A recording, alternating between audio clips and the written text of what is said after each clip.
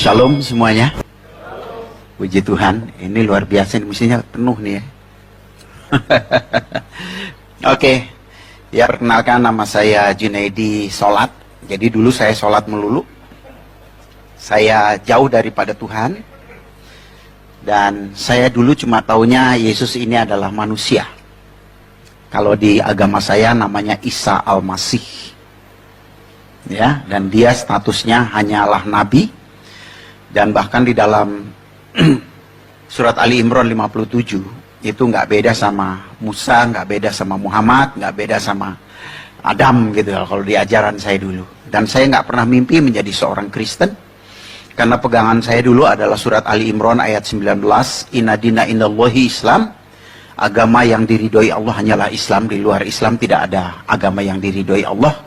Dan dalam hati saya berjanji hidup mati saya tetap Islam apapun yang terjadi. Itu rencana manusia. Tetapi rencana Tuhan beda. Dan Tuhan maunya saya jadi pengikutnya. Ya. Jadi Tuhan maunya saya jadi pengikutnya, maka dia kejar saya. Jadi saya memang nggak mau. Cukup lama saudara, saya bergumul 2 tahun. Itu tahun 80-an saya bergumul. Selama 2 tahun, kalau Jumat saya ke masjid, kalau Minggu saya ke gereja. Ya, Tuhan itu memanggil itu hanya dengan satu kalimat yang misterius. Dia cuma berkata begini, carilah kebenaran, kamu akan diselamatkan. Nah, saya berpikir ya kebenaran itu Islam, yang lain itu nggak benar.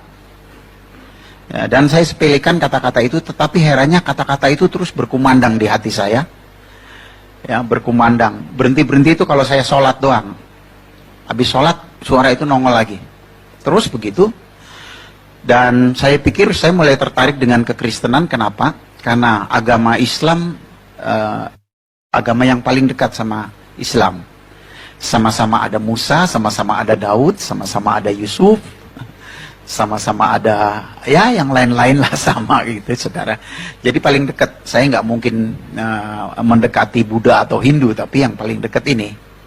Jadi saya mulai masuk gereja, tetapi kalau saya masuk gereja ya kalau pendetanya ngajak doa orang semua begini, saya cuma melotot aja liatin gini.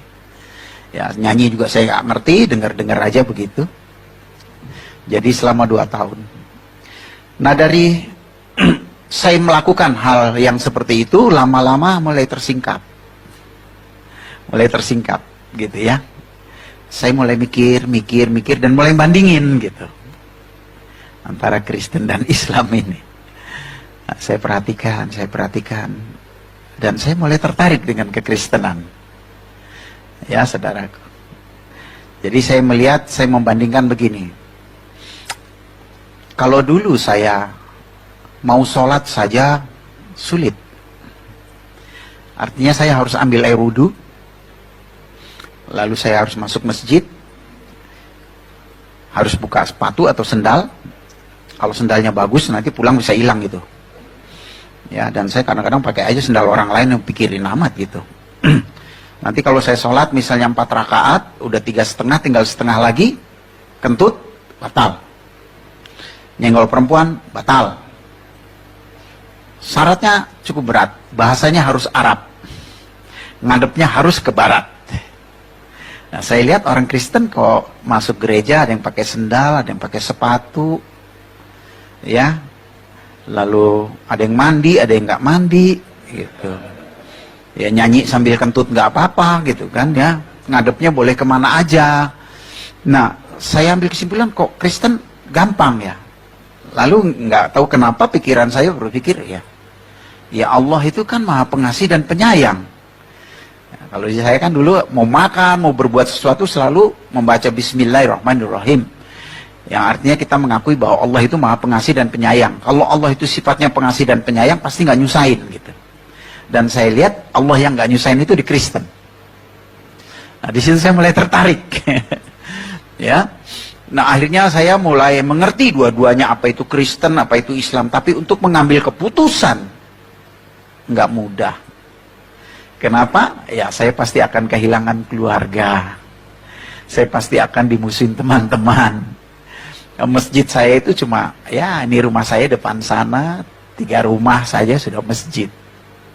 Tempat saya suka beribadah. Ya, apa jadinya kalau mereka tahu saya jadi Kristen? Ya, belum lagi bapak ibu saya dan kakek saya itu namanya Kiai Haji Abdul Ghani, punya pesantren terbesar di Lampung. Jadi bisa bayangin situasi saya ya seperti itu. Dan saya takut sekali untuk menjadi Kristen meskipun saya sudah mulai mengerti dan ada keinginan. Lalu saya sempat juga berpikir, apa jadi orang Kristen diem-diem aja gitu ya. Kalau perlu nanti ngomong sama pendetanya, dibaptisnya di kamar mandi gitu. Terus jangan ada yang tahu gitu, satu orang pun gitu ya. Pokoknya hubungannya pribadilah sama Tuhan begitu. Itu saking takutnya gitu. Namun satu hal yang aneh itu adalah dalam satu momen saya harus menyelesaikan 3 lagu di daerah Roxy. Lalu di tengah jalan itu saya bawa mobil, saya ngomong aja begitu. Yesus, engkau itu Tuhan atau bukan gitu. Saya ini bingung. Mau jadi Kristen saya takut, mau jadi Islam kok kayaknya saya udah nggak kepengen gitu. Ini gimana saya gitu. Nah disitulah urapan Tuhan itu turun. Saya dijamah dan menangis sejadi-jadinya. Kalau ditanya nangis kenapa, saya juga nggak tahu. Ya, tetapi saya merasakan ada pelukan yang penuh kasih gitu. Yang berkata di hati saya, ya seperti Allah itu seperti dia, Tuhan itu seperti menemukan anak yang hilang gitu. Nah, lalu saya dijamah dan di situ saya mendengar dia berkata, akulah Yesus Tuhan dan Juru Selamat dunia, kalau kamu tidak percaya kamu mati, katanya gitu. Jadi karena saya takut mati, ya saya terima. Karena saya pikir kalau saya tolak, nyawa saya dibetot gitu. Jadi saya terima, ya Yesus tolong saya percaya gitu. Nah, habis saya ngomong begitu tuh seperti ada beban yang lepas gitu. Ya rasanya lega banget. Dan yang paling ajaib adalah sejak saat itu saya nggak takut kehilangan apapun. Nggak takut kehilangan orang tua, nggak takut kehilangan teman-teman, nggak takut bersaksi, sampai juga nggak takut mati. Makanya saya jadi Kristen tuh nekat banget memang benar. Ya, saya nginjil di mikrolet, saya ketemu haji gitu, rasanya pengen ngomong terus gitu, mau siapa aja. Nah, tetapi memang saya percaya kalau bapak saya, keluarga saya tahu saya jadi Kristen, pasti saya dihakimi, nggak mungkin nggak. Nah, di situ saya persiapkan diri saya, lalu saya kembali lagi belajar Al-Quran, hadis, saya pelajari, lalu puji Tuhan, Tuhan itu memberi waktu yang sangat baik. Ya, salah satu guru saya adalah yang saya sangat cintai itu Hamra Namri. Jadi kebetulan waktu itu rumahnya dekat rumah saya. Ya udah di situ kalau ada apa-apa tanya ya akhirnya saya jadi pinter. Ya. Dan betul saja satu kali orang keluarga saya dengar saya jadi Kristen, lalu saya dipanggil dan saya dihakimi. Saya disidang gitu. Jadi ditanya, "Kenapa kamu jadi Kristen? Kamu itu bikin malu orang tua. Bapakmu ini dari kecil sampai tua segini nggak ada satupun keluarga yang Kristen kecuali kamu. Kamu itu udah gendeng gila apa-apa gitu." Ya saya jawab, saya jadi Kristen karena Muhammad yang nyuruh gitu. Ya karena saya udah belajar, saya tahu jawabnya. Mesti begitu, baru nanti dia kan pasti cari tahu. Ya. Saya bilang, kalau saya bilang saya jadi Kristen karena Yesus, bingung nanti dia, itu kan pengalaman pribadi. Tapi kalau karena Muhammad yang nyuruh, nah dia penasaran, ya suruh buktiin gitu. Kalau saya buktiin, saya bilang kita ini kalau sholat selalu baca ayat Al-Fatihah. Kalau 4 rakaat berarti 4 kali, kalau 2 rakaat ya 2 kali, kalau 3 rakaat ya 3 kali baca Al-Fatihah. Di baris keempat dan kelima dikatakan begini, iya kana budua iya kana stain ihdina sirotol mustaqim. Kepadamu kami menyembah, kepadamu kami meminta pertolongan. Tunjukkanlah kami jalan yang lurus. Jadi minta petunjuk jalan yang lurus. Saya bilang saya dari kecil sampai seumur ini, kalau sholat selalu minta petunjuk jalan yang lurus. Padahal jalan yang lurus itu ada di dalam Al-Quran gitu. Di ayat mana katanya gitu. Saudara lihat loh, kiai aja nggak ngerti saudara. Ya, saya bilang di surat Az-Zukhruf ayat 61. Kayak apa bunyinya? Wa innahu la ilmu lisa'ati fala tamtaruna biha wattabi'uni hatsa siratal mustaqim. Sesungguhnya Isa Al-Masih benar-benar memberitahukan hari kiamat. Janganlah kamu ragu-ragu tentang hal itu, ikutlah kepadanya karena dialah jalan yang lurus. Jadi ya, jalan yang lurus itu Isa Al-Masih, saya bilang, bukan Muhammad. Saya bilang, kalau ada satu ayat aja Muhammad berkata, akulah jalan yang lurus, saya nggak mungkin ikut Isa Al-Masih, saya bilang. Gitu. Nah, di situ debat lagi. Kamu perhatiin ayat ini, katanya di sini, nya ini huruf besar bukan huruf kecil, ikutlah kepadanya. Nya di sini yang dimaksud Allah. Kamu boleh percaya Isa Al-Masih, tapi jangan jadikan dia Allah, karena Allah sama Isa Al-Masih beda, katanya begitu. Nah, saya kasih tahu lagi dalam surat Luqman, ya, surat yang ke-34 ayat 4 dikatakan, yang tahu hari kiamat adalah Allah. Jadi surat Luqman berkata yang tahu hari kiamat Allah. Surat Az-Zukhruf yang tahu hari kiamat Isa Al-Masih. Kalau gitu Isa Al-Masih dan Allah itu sama-sama tahu. Gitu. Kan nggak ada satupun yang tahu hari kiamat itu kapan. Kecuali Allah dan kecuali Isa Al-Masih. Lalu terjadilah debat dan akhirnya bapak saya nyerah dan saya diusir. Tadinya saya mau dibunuh juga itu. Tapi saya diusir dan tidak diakuin sebagai anak. Ya, itu yang terjadi. Dan akhirnya dia kasih tahu sama semua keluarga, dan nggak boleh ada yang terima saya. Tapi saya bersyukur kesaksian itu cukup lama dan banyak yang mendengar. Dan 7 tahun kemudian bapak saya tiba-tiba ketemu saya. Dia datang ke rumah sore hari. Saya terkejut waktu itu saya dari luar. Nah saya bilang, bapak kapan datang? Dari tadi pagi katanya. Ada apa pak? Saya mau cium tangannya, biasa kan kalau kita cium tangan gitu. Dia tepis, gak usah katanya gitu. Terus saya bilang, ada apa pak kesini? Mau ngomong katanya. Ngomong apa? Ngomongin agama katanya. Lo kan dulu udah. Aku tambah bingung katanya. Gitu. Ya saya bilang, ya jangan bingung-bingung pak. Saya bilang Yesus itu juru selamat, Isa Al-Masih itu juru selamat. Nabi banyak pak, tapi juru selamat cuma satu. Kalau nggak punya juru selamat gimana? Wah dia bongkar-bongkar lagi ayat dan kita akhirnya dialog. Sampai akhirnya dia bilang, gimana caranya jadi Kristen? Gitu. Saya bilang ya gampang lah pak jadi Kristen mah. Gimana panggil pendeta? Nggak usah, saya aja gitu. Ya bapak ikutin doa saya, ikutin doa. Terus saya bilang, maaf ya pak, aku boleh tumpang tangan di kepala? Ya boleh, boleh, silakan aja gitu. Tumpang tangan, saya doakan dan dia terima Yesus saat itu dan dia menjadi Kristen. Dan saya bersyukur sejak saat itu keluarga saya satu persatu mulai menjadi orang percaya. Ya.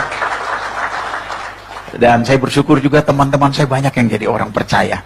Nah. Kita hari ini kita akan membahas satu tema, Yesus itu Tuhan atau manusia. Ya.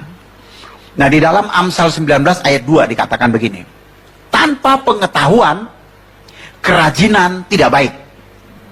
Orang yang tergesa-gesa bisa salah langkah. Ya, jadi sebagai orang Kristen harus punya pengetahuan. Ya, pengetahuan itu penting. Merupakan dasar, ya, nggak cukup hanya diurapi lalu ya terima Yesus percaya, harus punya pengetahuan. Karena pengalaman saya ketika saya menjadi orang Kristen, saya sangat sayang banget sama orang Islam. Jadi hati saya itu tertuju sama orang Islam terus gitu. Dan saya punya cita-cita pengen punya satu gereja yang semua jemaatnya dari Islam. Itu cita-cita saya dulu. Terus saya doakan itu. Dan saya bersyukur sekarang fokus dipercayakan kepada saya. Fokus itu adalah forum komunikasi umat silaturahmi. Dan semua jemaatnya 80% dari Islam. Saya kumpulin dari 8, 15, 30, sekarang hampir 700. Ya, dan saya hidup dengan iman. Manajemennya, manajemen 5 roti 2 ikan. Udah nggak pakai ini deh, kalau pakai ini mah aduh bangkrut. Ya, udah jalanin aja gitu. Pokoknya kalau perlu kita diminta berkorban, ya korban gitu habis-habisan.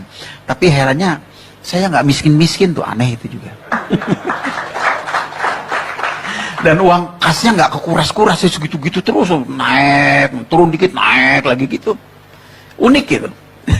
Saya melihat Tuhan ini luar biasa gitu, ya, dahsyat. Nah, saya ambilkan dari Yohanes 17 ayat 3. Demikian firman Tuhan.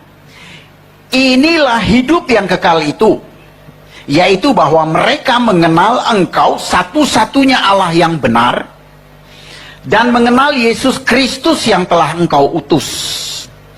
Ayat ini sering kali dipakai oleh saksi Yehova. Karena orang saksi Yehova itu percaya kepada Allah, tapi Yesus hanya utusan. Nggak disembah sebagai Tuhan. Mirip kayak Islam, dan Islam itu sangat dipengaruhi dengan saksi Yehova. Karena pada waktu Muhammad itu menikah dengan Siti Khadijah, istri yang pertama itu agamanya Kristen.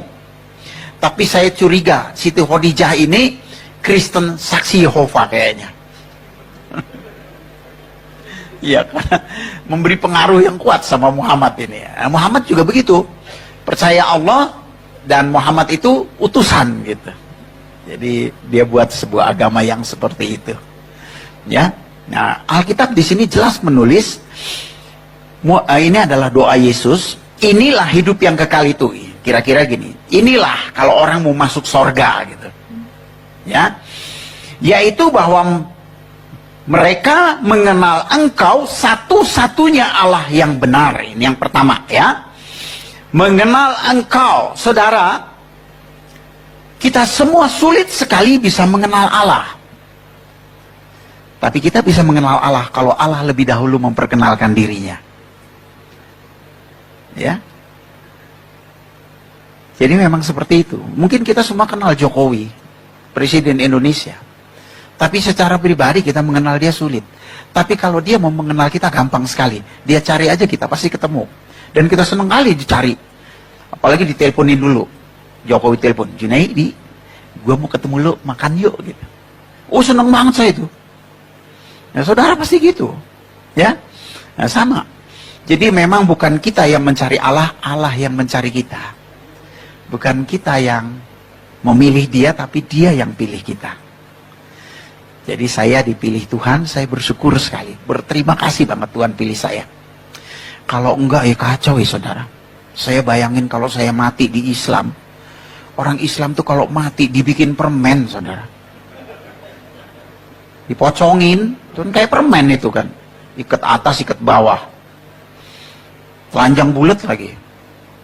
Udah gitu kepalanya dipeluntir ngadep ke Mekah. Karena kiblat mereka kan ke Mekah. Beda sama kita. Kalau kita mati pakai jas keren. Ngadepnya ke atas. Kan surga di atas, masa di samping. Betul nggak? Dan kita pakai pakaian pesta, keren loh. Kalau dia kan pocongin telanjang bulat gitu gimana? Apa bisa ketemu Tuhan dengan telanjang? Kita ketemu Jokowi pakai kolor aja nggak diterima.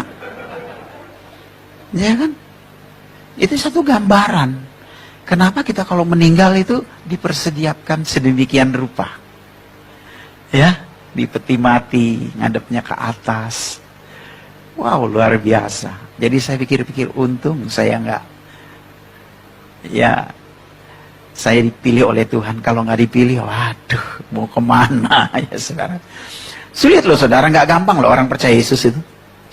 Saya kalau boleh sombong sedikit, nggak pernah saya ngobrol sama orang Islam, entah itu kiai, entah itu ustadz, bisa menang sama saya. Saya berani taruhan, lu kalau menang gua nggak sembah Tuhan lagi, lu yang gua sembah. Nggak ada yang bisa menang, saudara.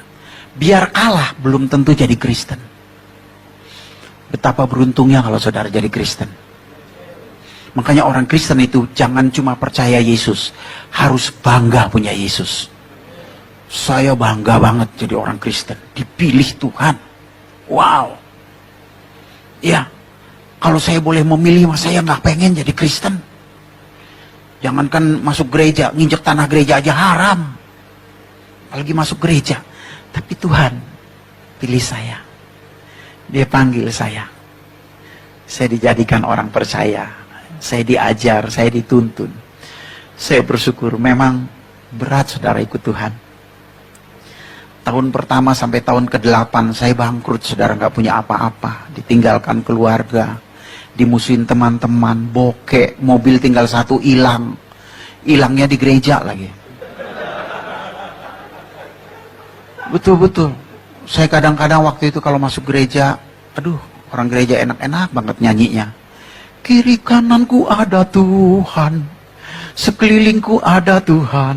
Wah, kalau saya lebih cocok nyanyinya, kiri kananku ada hutang, sekelilingku ada hutang. Karena saya makan aja harus hutang.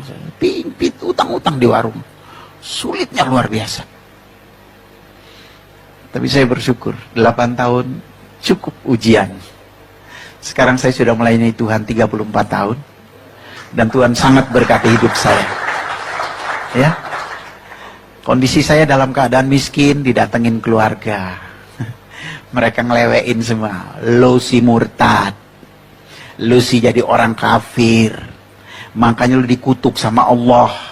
Sekarang kelihatan kan, lu miskin melarat, entar lu masuk neraka. Bukan cuma neraka, keraknya neraka. Tapi saya tetap bertahan. Kenapa saudaraku? Ada sesuatu yang luar biasa ikut Yesus. Biarpun saya susah, tapi iman saya nggak rontok gitu loh. Tetap aja. Bahkan banyak pujian di hati. Biarpun saya ngutang kiri kanan sulit gitu. Tapi damai sejahtera itu tetap ada. Tenang, damai, dan punya iman yang sangat yakin punya masa depan yang baik. Dalam keadaan susah, melarat, ya begitu yang saya alami. Ya, sekarang saya sudah melayani Tuhan 34 tahun. Saya tidak kekurangan suatu apapun. Bahkan kalau boleh saya agak sedikit bermegah, tidak ada keluarga saya yang lebih kaya dari saya. Dalam materi, dalam banyak hal. Luar biasa ya. Karena bagi Tuhan itu nggak ada yang mustahil. Asal kita setia saja, sungguh-sungguh pasti Tuhan buka jalan. Ya, banyak hal yang kita tidak mengerti dan Tuhan berikan itu. Nah, jadi kita harus mengenal Allah. Kekristenan bukan agama. Yesus datang ke dunia nggak buat agama. Yesus datang ke dunia kedua mencari orang berdosa, dan ketika orang itu menerima dia, orang itu menjadi bait Allah. Bait Roh Kudus. Jangan terjebak dalam keagamaan. Ya saudaraku, Yesus tidak pernah buat agama. Maka itu kalau kita nginjil, orang Islam suka bilang apa? Kristenisasi. Padahal bukan kristenisasi, selamatisasi. Karena kita tidak mengharapkan orang pindah agama kok. Ya. Seorang menjadi bait Allah, menjadi rumah Allah. Dan kalau dia menjadi bait Allah, Roh Kudus berkarya dalam hidupnya, dia pasti berubah. Dan kalau Tuhan merubah kita, bukan cuma kita yang heran, orang lain juga heran. Makanya saya kalau ketemu Rano Karno, Herman Felani, teman-teman dulu, waktu saya main film, mereka suka tanya, Jun, gua heran, lu kok bisa jadi pendeta tuh gimana ceritanya? Saya jawab, jangankan lu heran, gua aja heran. Kenapa? Ada sesuatu yang heran. Hati kita nggak melekat sama dunia. Dunia buat kita cuma sarana hidup. Ya, saudara punya mobil Jaguar keren juga, nanti kalau mati yang gotong L300 kok.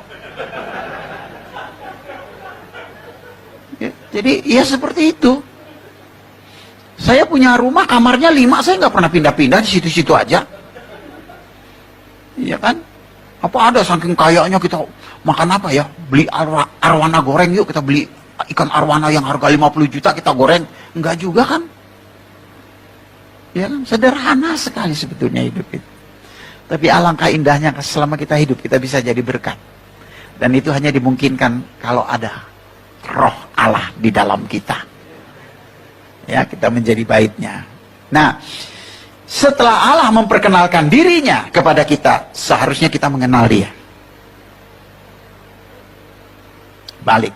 Itu namanya akrab. Ya, kalau kita nggak akrab susah, saudara. Harus bergaul karib ya sama Tuhan, ini penting. Ya, saya mau tanya dulu sama saudara. Allah kita sama Allahnya orang Islam sama nggak sih? Allahnya orang Kristen sama Allahnya orang Islam sama nggak?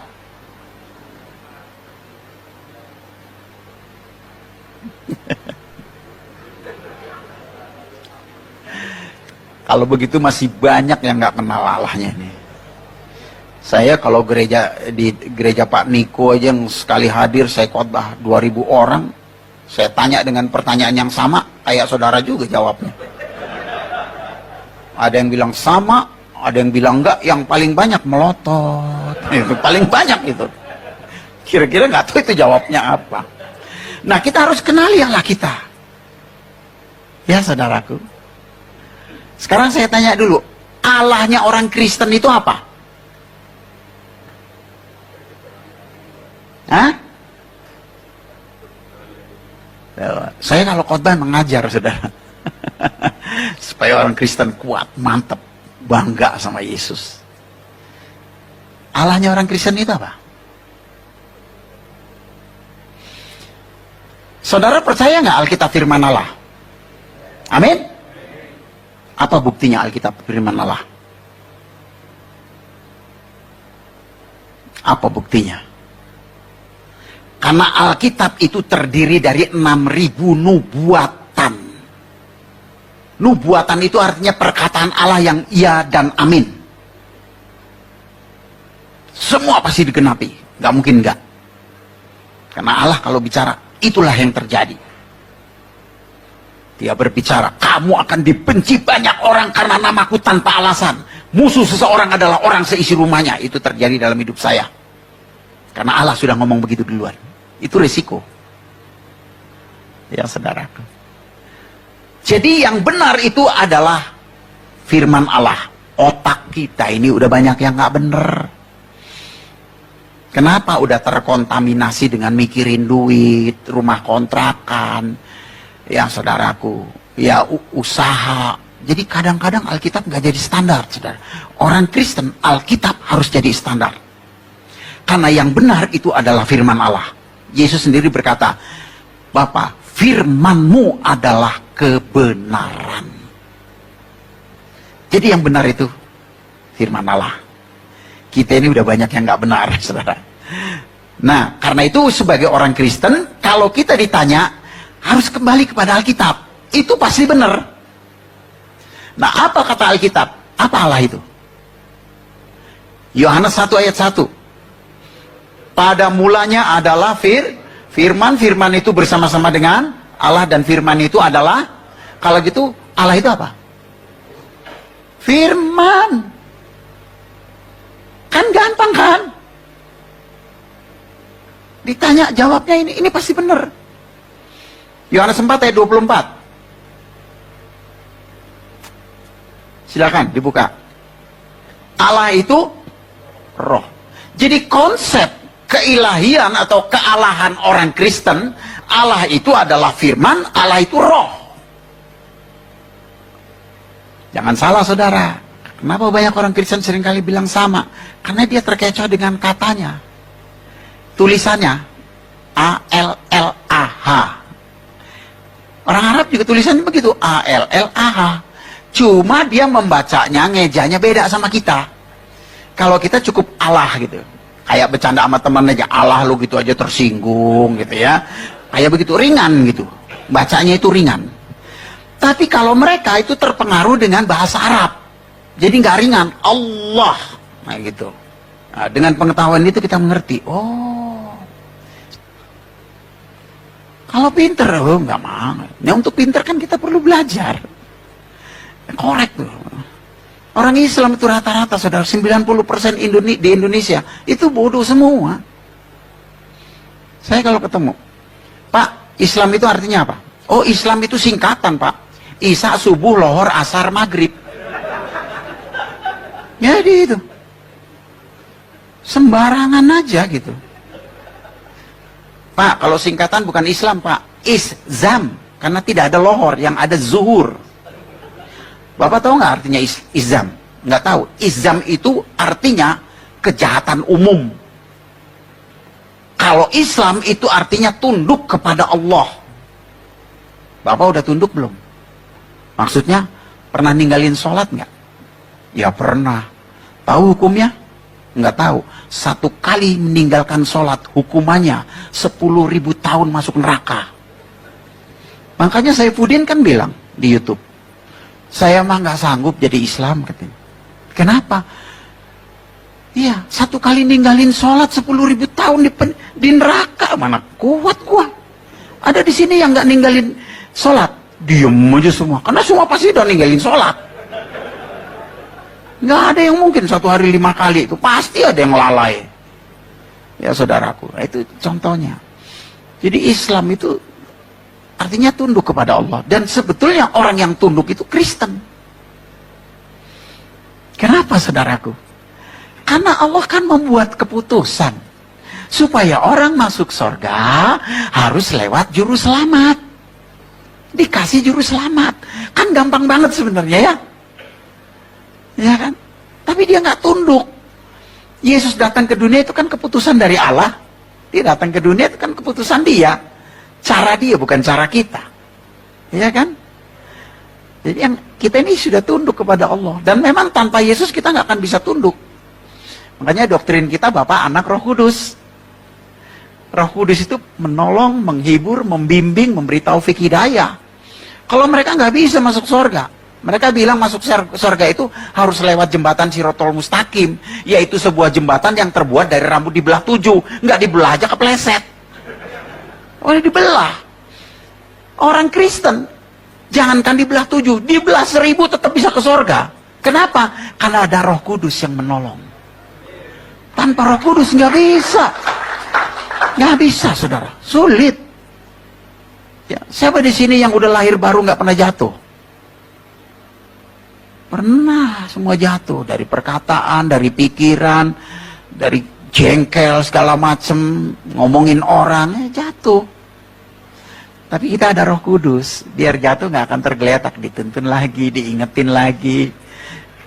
Itu hebatnya Roh Kudus. Ya, dia yang akan terus menolong kita sampai kita tiba di tempat Bapa di surga. Nah, Allah kita itu adalah firman, Allah kita itu adalah roh. Ya saudaraku, ini kita mesti ngerti. Kenali dia secara baik dan benar. Dan Allah kita itu sangat berotoritas untuk memilih. Dari mulanya ketika dia ingin menyatakan kasihnya, dia pilih sebuah bangsa namanya Israel. Betul nggak? Saudara percaya umat Israel pilihan Allah? Apa buktinya? Apa buktinya? Hah? Pertama, dalam Mazmur 147 ayat 19 dan 20. Di sana dikatakan Allah tidak pernah berbicara kepada bangsa lain. Hanya kepada Yakub, kepada Israel. Dan menyatakan hukumnya hanya kepada Israel. Artinya apa, saudara? Tidak ada nabi yang berasal dari luar Israel. Itu buktinya. Jadi kalau ada orang ngaku nabi bukan orang Israel, itu pasti palsu. Saya nggak nyindir, cuma nyinggung aja.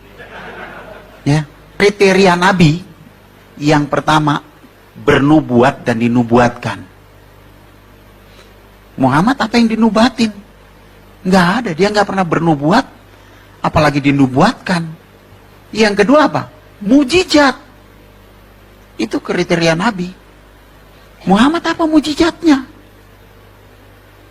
Kalau Yesus, oh banyak tertulis dalam Al-Quran.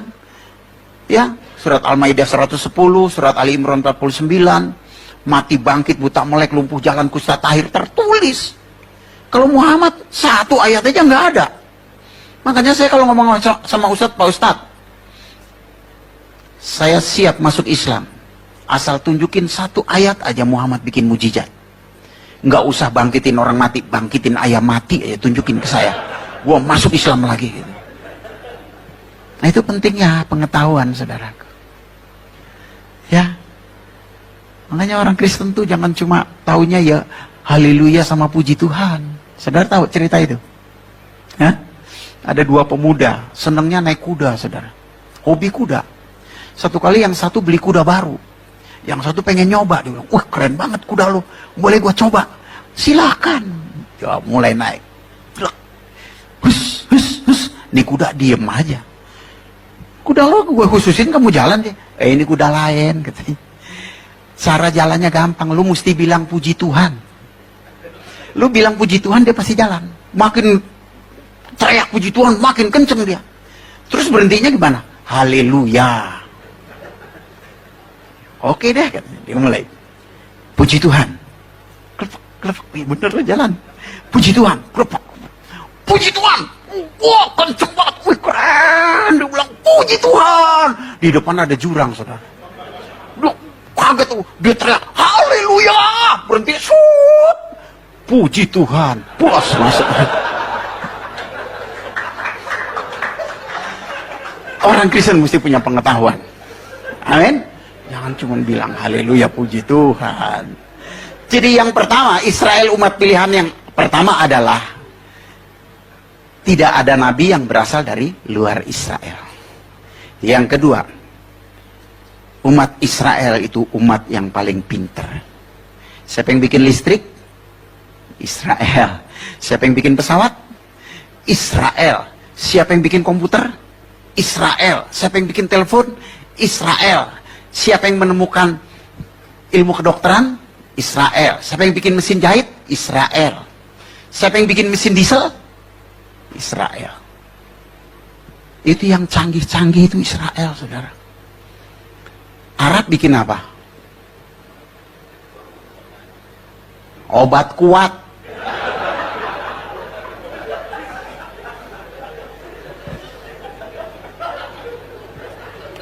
Kawin mulu kerjanya. Nah, saudaraku yang dikasih Tuhan, jadi kita harus mengenali Allah kita. Amin. Yang kedua, kenapa Yesus itu disebut Tuhan? Karena dia firman dan roh. Jadi kalau saudara, apa buktinya Yesus Tuhan? Yesus itu Tuhan. Oh, orang mati bangkit, buta melek, lumpuh jalan. Enggak, itu cuma kenabian, itu utusan. Tugas utusan, tugas nabi. Tapi Allah itu sendiri adalah firman dan roh. Makanya kalau nerangin sama mereka, apa buktinya Yesus Tuhan? Karena dia adalah firman dan roh. Kan di Al-Quran juga disebut, Isa fa'inahu rohullah wa kalimatuhu. Sesungguhnya Isa adalah roh Allah dan firman Allah. Itulah ketuhannya, ketuhanannya. Di sana seringkali dia juga disebut Isa kalimatullah, Isa rohullah. Itulah ketuhanannya. Karena Allah itu roh, Allah itu firman. Jadi kalau dia bilang, itu kan Kristen. Enggak, Islam juga ngajarin. Kamu buka aja surat Al-Maidah 44-47. Di sana dikatakan, pengikut Injil harus memutuskan segala perkara sesuai dengan Injil. Quran lu aja nyuruh kok. Ya, jadi gitu benar gitu loh, saudaraku. Oleh sebab itu, saudaraku, kenapa Yesus disebut Tuhan? Itu karena dia adalah firman dan dia adalah roh. Sebagai manusia pun dia unggul. Ya, ini yang terakhir. Di tengah dunia kita hidup, itu ada 3 agama samawi, agama wahyu. Yang pertama Yahudi, yang kedua Kristen, yang ketiga Islam. Masing-masing punya pemimpin. Yahudi itu yang mimpin Musa. Kristen Yesus, Islam Muhammad. Nah, kita bandingin nih pemimpin kita nih. Musa, pertama, dia lahir bayi dibantai. Yesus lahir bayi dibantai. Karena itu ada kesamaan. Musa berkata, seorang nabi yang sama seperti aku akan dibangkitkan di antara saudaramu, katanya. Ya, Keluaran 18. Jadi sama seperti Musa. Di mana samanya? Sama-sama ada bayi dibantai. Muhammad lahir, kambing yang dibantai. Nggak ada bayi dibantai. Yang kedua, Musa bermujizat. Yesus bermujizat. Muhammad nggak ada mujizatnya. Yang ketiga, Musa dipakai oleh Allah untuk membebaskan umat pilihan dari perbudakan Mesir. Yesus dipakai oleh Allah untuk membebaskan manusia dari perbudakan dosa. Muhammad dipakai apa? Budakin orang, iya. Ya, ini kita mesti ngerti loh ini. Jangan sampai gampang-gampang nanti anaknya, Pak, aku jatuh cinta sama Ustadz. Boleh nggak Pak aku ikut dia? Oh boleh, yang penting berbuat baik. Masuk neraka. Jangan bilang sama, beda, jauh. Musa jatuh dalam dosa nggak? Jatuh dalam dosa. Yesus? Tidak. Muhammad? Nggak usah diomongin. Sampai sekarang pengikutnya nyembelihin orang mulu. Ya, kenapa Musa jatuh dalam dosa? Kenapa, saudara? Karena rohnya adalah roh ciptaan, roh insani, roh muhadat kalau bahasa Arab. Seperti yang Yesus katakan dalam Zakaria 12, firman Tuhan katakan Zakaria 12 ayat 1, Allah menciptakan roh manusia. Yesus, dia tidak jatuh dalam dosa. Kenapa? Karena rohnya adalah roh Allah. Itu bukan cuma di Alkitab, di Al-Quran juga dikatakan. Maryam 19 ayat 19, Yesus manusia yang tidak berdosa. Dalam hadis juga begitu. Satu-satunya manusia suci, tidak berdosa adalah Isa Al-Masih. Ya, hadis Bukhari, jilid 4, halaman 1493. Kalau dalam Injil, 1 Petrus 2 ayat 22. Yesus tidak pernah jatuh dalam dosa. Nah, itu kehebatan Yesus. Jadi jangan kita pikir, oh dia datang dari sorga ke dunia menjadi manusia sama dengan kita. Tetap nggak sama. Kita manusia berdosa, dia tidak pernah berdosa. Jadi pemimpin kita paling keren. Amin. Tuh saya punya pemimpin kayak gitu, wah udah saya nggak ada lawan itu. Jangan pindah ke lain hati, rugi loh. Itu luar biasa Yesus itu ya. Jadi ini 3 hal. Kenapa Yesus disebut Tuhan? Karena rohnya adalah roh Allah. Seperti yang dia katakan dalam Lukas pasal 4 ayat 18, roh Tuhan ada padaku. Sampai kita nggak ngerti ya. Makanya Filipus bilang begini, Yesus tunjukkanlah Bapa itu kepada kami, itu sudah cukup bagi kami. Yohanes 14 tuh, ayat 8. Ayat 9-nya Yesus bilang gini, astaga Filipus, udah sekian lama kau bersama-sama aku, kau tidak kenal aku. Ampun dah. Nggak percaya loh, aku dan Bapa adalah satu. Bapa di dalam aku di dalam Bapa. Ya saudara, itu Allah kita. Yesus adalah Tuhan, karena dia apa? Rohnya, roh Allah, dan dia adalah firman yang hidup. Ya, lewat firman Tuhan ini saya percaya saudara diberkati, dan kerinduan saudara saudara jadi berkat bagi banyak orang. Ngomong sama orang Islam gampang saudara. Ya, pegang aja surat Al-Maidah 68. Ya. Gampang. Bunyinya begini. Ini kalau Arabnya nggak usah lah dipikirin ya. Tapi saya sebut aja, kul ya ahlil kitabil lasum ala sayyin hatta tuqimu taurata wal injila wa ma unzila ilaikum min rabbikum. Hai ahli kitab, kamu tidak dipandang beragama sedikit pun jikalau kamu tidak menegakkan Taurat dan Injil. Ya, ahli kitab banyak kan kitab, ada kitab Quran, ada kitab Weda, ada kitab Tripitaka, ya kan?